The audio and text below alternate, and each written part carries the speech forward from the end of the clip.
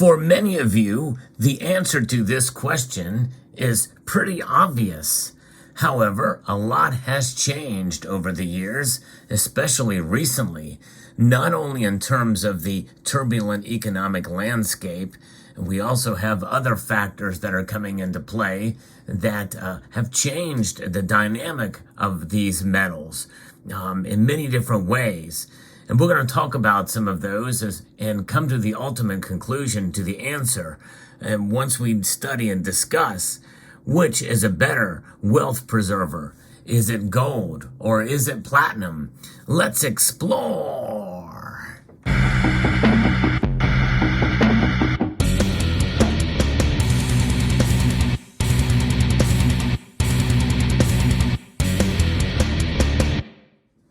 For those of you who have been following this channel for any amount of time, you know that I like to cover all precious metals. In fact, even some metals outside of the sphere of what would be considered precious. Yes, indeed. But nonetheless, I do enjoy talking about some of the rare metals out there. And platinum is indeed one of those rare metals. By some estimates, it is about 15 times more rare than gold.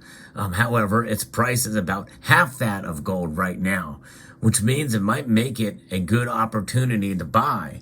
I'm going to be referencing an article here from Benzinga that actually talks about this subject a bit as we reference this. But if you enjoy videos like this where I talk about the markets, where I talk about precious metals of all sorts and types, I hope you will consider pressing that thumbs up button down below and sharing this video, as well as subscribing to the channel if you haven't done so already.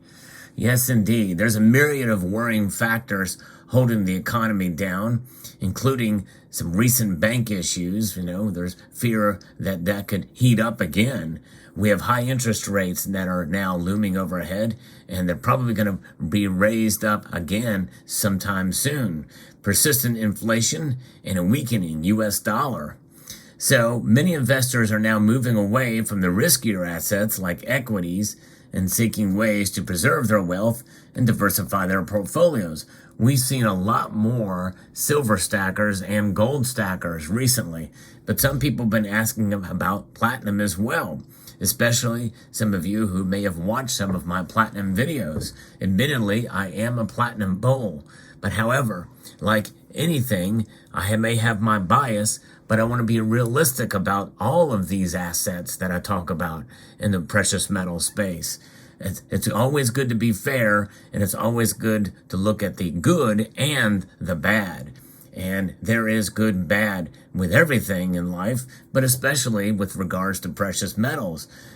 It's good to know all aspects before you dive in and make a purchase. So obviously one of the most popular choices for wealth preservation is gold and silver. And precious metals is something that people have been looking at for many, many years as a stable store of value. Silver and platinum, they're gaining traction as viable safe haven investment alternatives. And that's just it. When you think of investment and safe haven, those two words that Benzinga uses here are kind of diametrically opposed to each other, because really an investment is something that has some level of risk to it. When we purchase precious metals, we're trying to avoid risk. However, admittedly, and you kind of look at this from another standpoint, they are risky. Investing in precious metals is risky. Putting your money into a hedge can be risky at times. It just depends on how you buy it and at the times when you sell it. So we're going to look at the differences between gold and platinum. And you may have heard some of this before, but I think it's a good idea as a reminder to understand the principles and the attributes that gold has, for instance, compared to platinum. So gold is considered the traditional safe haven metal. It has a limited supply and has historic stability. It's also seen as a hedge against inflation and a currency devaluation, which makes it especially appealing during periods of economic uncertainty. It's particularly attractive right now because it doesn't depend on the government or centralized financial institutions, or electricity, by the way, either. At least as much as other investments. The Fed can't go out and print gold, and you can store it in a safe at home, avoiding all counterparty risk.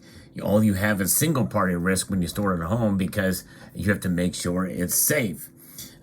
It also doesn't hinge on the government's monetary policy decisions, such as raising interest rates as much as other investments considered to be low risk, like treasuries. However, its price certainly can be affected by those things, and we've seen that time and time again. Especially if you need to sell your gold, well, you might be the victim of a falling price if they raise rates. While gold has numerous uses in various industries, the bulk of its demand comes from jewelry, central banks, and investing. In other words, most of it is treasured. A massive central bank gold buying spree brought global demand for the metal in 2022 to its highest point in over a decade. In fact, central bank buying was the highest it's been since 1967. With the help of this increased demand, as well as the uncertainty in the market, gold has had a fantastic 2023 so far, within spitting distance of all-time highs for the metal. Whether it will continue into 2024 is unknown and will likely depend on how the rest of the economy fares. With this in mind, it remains a reliable choice for those looking to diversify their investments to protect their wealth. However, it should be also understood that, again, it is near all-time highs, which means that there's probably a chance that it could fall before it goes up again or before it reaches those all-time highs. In other words, it's near the ceiling of at least where history has told us as high as gold has been. Now let's get into platinum. This metal here, amazing metal indeed. It's not as well known as gold. I refer to it as sort of a fringe precious metal, but it is the most common and most popular of the fringe precious metals. It's a valuable and rare metal and has unique properties. It's lustrous, although not as lustrous as silver, and it is dense, malleable, conductive, hard, and corrosion resistant with fascinating chemical properties, making it ideal for use in multiple large industries, such as automotive, electronics, and jewelry. Platinum's unique chemical properties are what really sets it apart from other metals. It is an incredibly versatile catalyst that is used in a wide variety of chemical reactions vital to the chemical and automotive industries. One of the most significant applications of platinum is in the production of catalytic converters for combustion engines. It helps convert extremely potent environmental hazards like carbon monoxide from the exhaust into less damaging chemicals. While the transition to EVs, electric vehicles, may seem like a threat to platinum's future demand, it's worth noting that the metal is used in EVs as well as other products with rapidly increasing demand, like electronics and liquid crystal displays. It's also being researched for use in hydrogen fuel cells and other green technologies. This potential shift in demand could help sustain the value of platinum in the long run. In fact, I just posted a video not too long ago talking about increased demand. In fact, the first time in 2 years where it's likely going to see the platinum's demand increase in 2023. Both gold and platinum prices are influenced by numerous factors, including supply and demand, macroeconomic conditions, and geopolitical events. However, gold prices tend to be more affected by global economic uncertainty and investor sentiment, while platinum prices are influenced more by its supply and industrial demand and the health of the automotive sector. So these factors need to be taken into account when choosing between these two metals. It's important to note that platinum is significantly rarer than gold, about 15 times more rare, and contributes to greater price volatility. There was at one time period when platinum traded for a lot higher than gold. In fact, when you think about it, for most of the history of tracking prices, platinum has been higher. That's why you see many certain things like credit cards and points and plans, refer to the gold plan, and the platinum plan is even better. It's a higher tier, and that's why, because platinum is more rare and conceivably more valuable. But it's really, the idea is that it is very volatile. If you invest in gold and platinum, it can be done in several different ways. There are ETFs, but we really feel like that most of us in this community feel like having the metal in hand is the better way to go. But when you buy platinum, you're going to be paying a bit of a higher premium for it, mainly because of the time, energy, and fabrication costs that go into producing platinum coins. In fact, people ask, well, why aren't the Platinum Eagles available yet? Well, they're just now being rolled out for this year, and that is because, well, it takes time. It's a rare metal, and to be able to produce these, the amount of strikes and the pressure it takes just to strike this coin is much greater than for gold or silver. And so those are some of the reasons. You will pay a higher premium, and that premium you may not get back. The price volatility for platinum it's a riskier asset. It is a fringe precious metal, and so therefore, if any metal is going to be considered as an investment metal, it's going to be the platinum group metals and the rare precious metals. The rare precious metals that are not necessarily tracked by the markets on a daily basis. Platinum certainly is, and so is palladium, but it is a little riskier. So if any metal you're going to invest in for the elevated risk and potential return, it would be platinum. If you're going to preserve your wealth, then more likely it's going to be in gold. However, with gold's price getting near an all-time high, it's understandable why one may think that, hey, buying platinum or buying gold near its all-time high might be just as risky as buying platinum, with the potential for it to be at a much lower and much more headroom to move to the upside.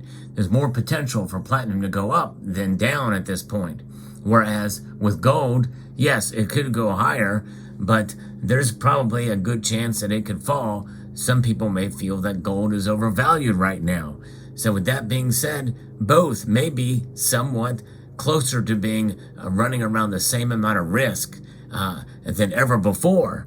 I never thought I would say that. In fact, just coming to that conclusion in this video, as I go through and assess this information that I'm bringing to you, it sort of is eye-opening when you think about it. I still think that gold is probably the safer bet in the long run. But in the end, right now, at this point in time, it's a tough call. It's a tough call as to whether platinum may be something that might be considered to diversify your portfolio. But keep in mind, there's risk, and I cannot stress enough the risk in actually buying both metals right now. But in the end, as far as liquidity, there's no question. As far as recognizability, there's no question. Gold wins, hands down, for sure. That's a no-brainer in that regard. So I don't think you can really ever go wrong buying gold. Whereas even considering what I just mentioned right now, platinum may be a little bit riskier in that regard just because of the liquidity issues that could come up. But those are some thoughts to think about as we look at the metals as a pit against each other, platinum versus palladium, or platinum versus gold in this case, and whether or not one is a better wealth preservation device than the other. Let me know what your thoughts are in the comment section below. Hope you found this video insightful, informative, and educational. I'd like to extend a multitude of gratitude to you all for taking the time to watch, and to encourage you to please rate, share, comment, and subscribe.